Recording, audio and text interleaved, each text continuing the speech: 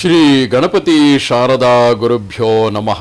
ಯತ್ರ ಯೋಗೇಶ್ವರ ಕೃಷ್ಣೋ ಯತ್ರ ಪಾರ್ಥೋ ಧನುರ್ಧರಃ ತತ್ರ ಶ್ರೀ ವಿಜಯ ಭೂತಿರ್ಧ್ರುವ ನೀತಿರ್ಮತಿರ್ಮಮ. ಶ್ರೋತೃಗಳಿಗೆ ಶ್ರೀ ಅಳಸಿಂಗರಾಚಾರ್ಯ ವಿರಚಿತ ಶ್ರೀ ವ್ಯಾಸ ಮಹರ್ಷಿ ಪ್ರಣೀತ ಶ್ರೀಮನ್ ಮಹಾಭಾರತದ ಅಶ್ವಮೇಧಿಕ ಪರ್ವದಲ್ಲಿ ಸಿದ್ಧನು ಪ್ರಾಣಿಗಳ ಜನನ ಮರಣ ತತ್ವವನ್ನು ಕಶ್ಯಪನಿಗೆ ತಿಳಿಸಿದುದು ಎಂಬ 18ನೆಯ ಅಧ್ಯಾಯಕ್ಕೆ ಸ್ವಾಗತ. ಆಮೇಲೆ ಕಾಶ್ಯಪನು ಆ ಸಿದ್ಧನ ಪಾದಗಳಿಗೆ ನಮಸ್ಕರಿಸಿ ಕಠಿಣವಾದ ಕೆಲವು ಧರ್ಮರಹಸ್ಯಗಳನ್ನು ಪ್ರಶ್ನೆ ಮಾಡಲು ಸಿದ್ಧನು ಅವುಗಳನ್ನೆಲ್ಲ ವಿವರಿಸತೊಡಗಿದನು. ಇಲ್ಲಿ ಸಿದ್ಧನು ಪರಲೋಕ ಗತಿಯನ್ನು ಪಡೆದವನಾಗಿ ಎಲ್ಲ ಲೋಕಗಳಿಗೂ ತಿರುಗಾಡುತ್ತಾ ಇರುವಾಗ ತಿರುಗಿ ಭೂಲೋಕಕ್ಕೆ ತಾನು ಬರಲು ಇಚ್ಛಿಸುವುದಿಲ್ಲವೆಂದು ಹೇಳುತ್ತಾನೆ. ಕಾಶ್ಯಪನು ಆತನಿಂದ ಆತನ ಸಿದ್ಧಿಯ ಹಾಗೂ ಲೋಕಗಳ ವಿವರವನ್ನು ತಿಳಿಯುವ ಸಲುವಾಗಿ ಹೋಗಿದ್ದಾನೆ. ಕಾಶ್ಯಪನು ಪ್ರಶ್ನಿಸುತ್ತಿರುವನು, ಜೀವನು ಶರೀರದಿಂದ ಅಲಗುವುದು ಹೇಗೆ? ಜೀವನು ಶರೀರದಿಂದ ಅಗಲುವುದು ಹೇಗೆ? ಆ ಶರೀರದಲ್ಲಿ ತಿರುಗಿ ಸೇರುವುದು ಹೇಗೆ? ಜನನ ಮರಣದಿಂದ ಕೂಡಿದ ಸಂಸಾರವನ್ನು ಸೇರಿದ ಜೀವನು ಕಷ್ಟತರವಾದ ಈ ಸಂಸಾರದಿಂದ ಬಿಡುಗಡೆ ಹೊಂದುವುದು ಹೇಗೆ? ಆತ್ಮವು ಪ್ರಕೃತಿಯನ್ನು ಅದರಿಂದ ಉಂಟಾದ ಶರೀರವನ್ನು ತ್ಯಜಿಸುವುದು ಹೇಗೆ? ಒಂದು ಶರೀರವನ್ನು ಬಿಟ್ಟು ಬೇರೊಂದು ಶರೀರವನ್ನು ಹೇಗೆ ಸೇರುವುದು? ಪುರುಷನು ಶುಭಾಶುಭ ಕರ್ಮಗಳನ್ನು ಯಾವ ರೀತಿಯಲ್ಲಿ ಅನುಭವಿಸುವನು? ಶರೀರವಿಲ್ಲದ ಆತ್ಮಕ್ಕೆ ಶರೀರ ಕಾರಣವಾದ ಕರ್ಮವು ಎಲ್ಲಿಂದ ಬರುವುದು ಎಂದು ಕೇಳಿದನು. ಓ ವೃಷ್ಣಿಕುಲ ತಿಲಕ, ಇದನ್ನು ಕೇಳಿ ಸಿದ್ಧನು ಆ ಪ್ರಶ್ನೆಗಳಿಗೆಲ್ಲ ಕ್ರಮವಾಗಿ ಹೀಗೆ ಉತ್ತರ ಕೊಟ್ಟನು. ಅಂದರೆ ಈ ವಿಚಾರವನ್ನು ಬ್ರಾಹ್ಮಣನೊಬ್ಬನು ಶ್ರೀಕೃಷ್ಣನಿಗೆ ಹೇಳುತ್ತಿರುವನು. ಈ ಜನ್ಮದಲ್ಲಿಯೇ ಶೀಘ್ರ ಫಲವನ್ನು ತೋರಿಸತಕ್ಕ ಕರ್ಮಗಳೆಲ್ಲ ಪ್ರಾಣಿಗಳ ಆಯುಷ್ಯವನ್ನು ಸುಖವನ್ನು ವೃದ್ಧಿ ಮಾಡತಕ್ಕವು.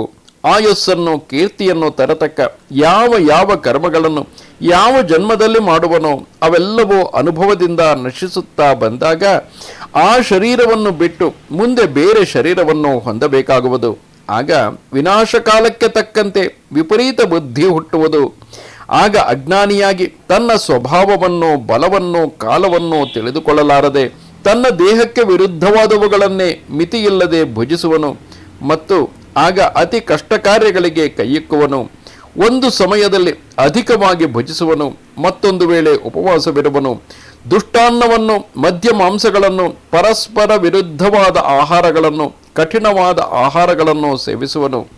ಬೆಳಗ್ಗೆ ತಿಂದುದು ಸಂಪೂರ್ಣವಾಗಿ ಜೀರ್ಣವಾಗದಿರುವಾಗಲೇ ತಿರುಗಿ ಮಿತಿಮೀರಿ ಭುಜಿಸುವನು. ಮಿತಿಮೀರಿ ಕೆಲಸ ಮಾಡುವನು ಮತ್ತು ಮಿತಿಮೀರಿ ಸಂಭೋಗಿಸುವನು. ಯಾವಾಗಲೂ ಕಾರ್ಯಾತುರದಿಂದ ಮಲಮೂತ್ರಗಳ ವೇಗವನ್ನು ತಡೆಯುವನು. ಬಾಯಿಗೆ ರುಚಿಯಾದ ಆಹಾರವನ್ನೆಲ್ಲ ಸೇವಿಸುವನು. ಹಗಲು ನಿದ್ರೆ ಮಾಡುವನು. ಅಕಾಲದಲ್ಲಿ ಅಪಕ್ವ ಆಹಾರವನ್ನು ಭುಜಿಸಿ ತಾನಾಗಿ ವಾತವೇ ಮೊದಲಾದ ದೋಷಗಳನ್ನು ವೃದ್ಧಿ ಮಾಡಿಕೊಳ್ಳುವನು. ಅದರಿಂದ ಮರಣಾಂತವಾದ ರೋಗದಲ್ಲಿ ಬೀಳುವನು. ನೇಣು ಹಾಕಿಕೊಳ್ಳುವುದು ಮೊದಲಾದ ವಿಪರೀತ ಕಾರ್ಯಗಳಿಗೂ ಯತ್ನಿಸುವನು. ಇದರಿಂದ ಆ ಪೂರ್ವ ಶರೀರವು ನಶಿಸುವುದು. ಮರಣ ದಶೆಯ ವಿಷಯವಾಗಿಯೂ ನಾನು ಹೇಳುವುದನ್ನು ಕೇಳು. ಶರೀರದಲ್ಲಿರುವ ಉಷ್ಣವು ಕ್ರೂರವಾದ ವಾಯುವಿನಿಂದ ಉದ್ರೇಕಗೊಳಿಸಲ್ಪಟ್ಟು ಶರೀರದಲ್ಲಿ ಪ್ರಸರಿಸಿ ಎಲ್ಲ ಪ್ರಾಣಗಳನ್ನು ತಡೆಯುವುದು. ಅಧಿಕ ವೇಗವುಳ್ಳ ಆ ಉಷ್ಣವು ವೃದ್ಧಿಯಾಗಿ ಜೀವದ ಮುಖ್ಯ ಮರ್ಮಸ್ಥಾನಗಳನ್ನು ದಹಿಸುವುದು. ಇದರ ಪರಿಣಾಮವೇನೆಂದು ಕೇಳು. ಓ ಬ್ರಾಹ್ಮಣೋತ್ತಮ, ಮರ್ಮಸ್ಥಾನಗಳು ಭೇದಿಸಲ್ಪಡುವಾಗ ಜೀವನು ಬಾಧೆಗಳಿಗೆ ಈಡಾಗಿ ಕೊನೆಗೆ ಶರೀರವನ್ನು ತ್ಯಜಿಸುವನು. ಯಾವಾಗಲೂ ಎಲ್ಲ ಪ್ರಾಣಿಗಳಿಗೂ ಜನನ ಮರಣಗಳಿಂದ ಬಹು ಕಷ್ಟವುಂಟು. ಎಲ್ಲವೂ ಶರೀರಗಳನ್ನು ಬಿಟ್ಟು ಹೋಗತಕ್ಕವುಗಳೇ. ಜೀವನು ಗರ್ಭದಲ್ಲಿ ಇರುವಾಗಲೂ ಗರ್ಭದಿಂದ ಹೊರಗೆ ಬರುವಾಗಲೂ ಮಹಾವೇದನೆಯನ್ನು ಅನುಭವಿಸುವನು. ಮನುಷ್ಯನು ಪಂಚಭೂತಗಳ ಸಮವಾಯು ಸ್ಥಿತಿಯನ್ನು ಯಾವಾಗ ಬಿಡುತ್ತಾ ಬರುವನೋ ಆಗ ಅವನ ಕೀಲುಗಳೆಲ್ಲ ಕೆಟ್ಟು ದೇಹವು ನೀರು ತುಂಬಿ ಕೊಳೆಯುತ್ತಾ ಬರುವುದು. ಆ ಶೈತ್ಯದಿಂದ ಪಂಚಭೂತಗಳಲ್ಲಿಯೂ ಪ್ರಾಣಾಪಾನ ಸ್ಥಾನಗಳಲ್ಲಿಯೂ ನೆಲೆಸಿರುವ ವಾಯುವು ಶರೀರದಲ್ಲಿ ಉಗ್ರವಾದ ಬೇರೆ ವಾಯುವಿನಿಂದ ಉದ್ರೇಕಗೊಳಿಸಲ್ಪಟ್ಟು ಪಂಚಭೂತಗಳನ್ನು ಪ್ರತ್ಯೇಕಿಸಿಕೊಂಡು ಶ್ರಮದಿಂದ ಪ್ರಾಣಿ ಶರೀರವನ್ನು ಬಿಟ್ಟು ಮೇಲಕ್ಕೆ ಹೋಗುವುದು. ಇದೇ ಶರೀರ ತ್ಯಾಗವು. ಆಗ ಉಸಿರಾಟವು ನಿಂತು ಹೋಗುವುದು. ಹೀಗೆ ದೇಹದಲ್ಲಿ ಉಷ್ಣವು, ಉಸಿರಾಟವು, ಕಾಂತಿಯು, ಚೈತನ್ಯವು, ಅಂಗಚೇಷ್ಟೆಯು ಇಲ್ಲದೆ ಹೋಗುವುದೇ ಮರಣವು.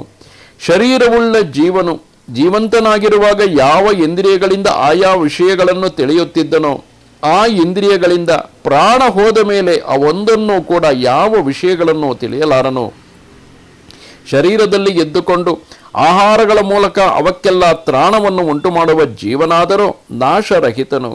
ಜೀವನಿಂದ ಮರಣ ಕಾಲದಲ್ಲಿ ಯಾವುವು ಬಿಡಲ್ಪಡುವವೋ ಅವೇ ಮರ್ಮಸ್ಥಾನಗಳೆಂದು ಶಾಸ್ತ್ರಗಳು ತಿಳಿಸುವವು.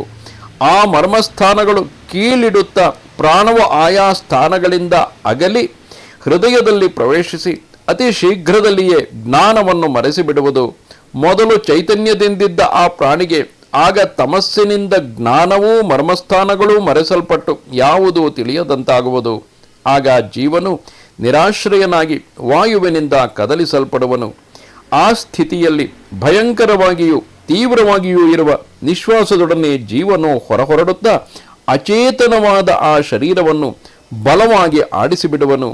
ಅವನು ಆ ಶರೀರವನ್ನು ಬಿಟ್ಟ ಮೇಲೆ ತನ್ನ ಹಿಂದಿನ ಪುಣ್ಯ ಪಾಪ ಕರ್ಮಗಳಲ್ಲಿ ಬದ್ಧನಾಗಿ ಆಯಾ ಕರ್ಮಗಳಿಗೆ ತಕ್ಕ ದೇಹ ಲಕ್ಷಣಗಳಿಂದ ಗುರುತಿಸಲ್ಪಡುವನು.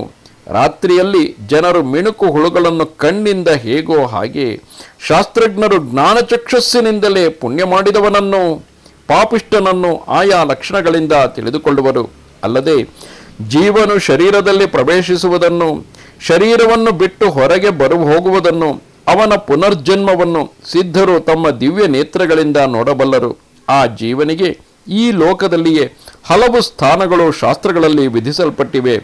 ಇದು ಕರ್ಮಭೂಮಿ ಎನಿಸಿದೆ. ಆದುದರಿಂದ ಎಲ್ಲ ಪ್ರಾಣಿಗಳು ಪಾಪ ಪುಣ್ಯ ಕರ್ಮಗಳನ್ನು ಮಾಡಿ ಈ ಲೋಕದಲ್ಲಿಯೇ ಕೆಲವು ಸುಖ ದುಃಖಗಳನ್ನು ಅನುಭವಿಸುವವು. ಅಧಿಕ ಪಾಪ ಕರ್ಮಗಳನ್ನು ಮಾಡಿದವರು ನರಕಕ್ಕೂ ಗುರಿಯಾಗುವರು. ನರಕ ಗತಿಯು ಬಹಳ ಹೀನವೋ ಕಷ್ಟವೋ ಆದುದು.